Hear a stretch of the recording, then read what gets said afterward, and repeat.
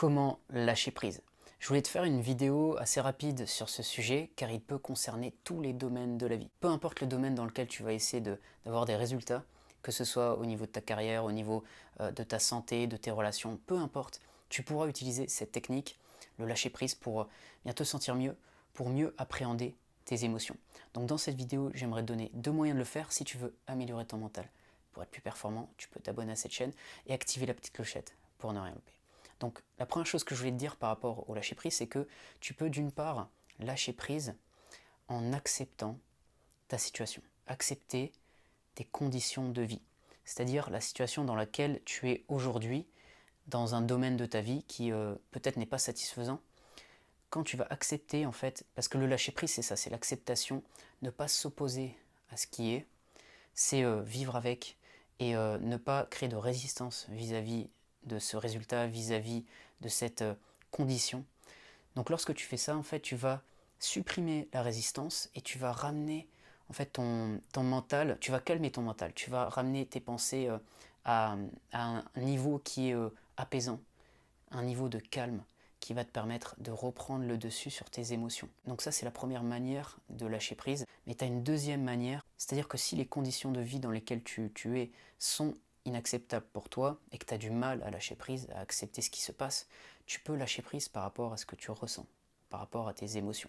Donc ça, c'est la deuxième manière que tu peux utiliser. C'est-à-dire que si tu as des émotions négatives, tu peux, en les acceptant, c'est-à-dire en n'opposant aucune résistance à ce que tu es en train de ressentir. C'est-à-dire que tu n'es pas en train de chercher à être en paix, tu n'es pas en train de chercher à te sentir bien, tu acceptes ce qui se passe en toi. Ça va aussi amener une dimension de calme en toi. Et c'est vraiment intéressant parce que ça peut te permettre de mieux gérer tes émotions. Et en préparation mentale, je te parle souvent de ça, la gestion des émotions.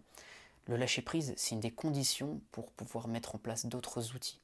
Parce que tu dois avoir une dimension de calme pour passer à des niveaux supérieurs en termes d'outils, en termes de méthodes, en termes de stratégie. Parce que si déjà tu pars sur une fondation où c'est un peu le chaos, la panique, c'est difficile d'avoir ensuite une structure qui est solide. Il faut d'abord pouvoir repartir sur une dimension beaucoup plus saine, beaucoup plus calme, apaisante, et ensuite construire là-dessus. Et ce qui est génial par rapport à ça, c'est que lorsque tu vas avoir une condition qui ne correspond pas à ce que tu veux, tu peux utiliser ce lâcher prise pour justement mieux la gérer. Et ensuite, ça ne t'empêche pas de passer à l'action par la suite, de faire quelque chose qui est positif pour toi, pour ton objectif. Donc ça ne t'empêche surtout pas de faire quelque chose pour trouver une solution, pour avancer, mais ça te permet de mieux gérer tes émotions et de ne pas opposer de résistance qui peut exacerber, augmenter les émotions négatives lorsque tu n'as pas le choix, tu dois accepter ce qui se passe et tu dois le gérer.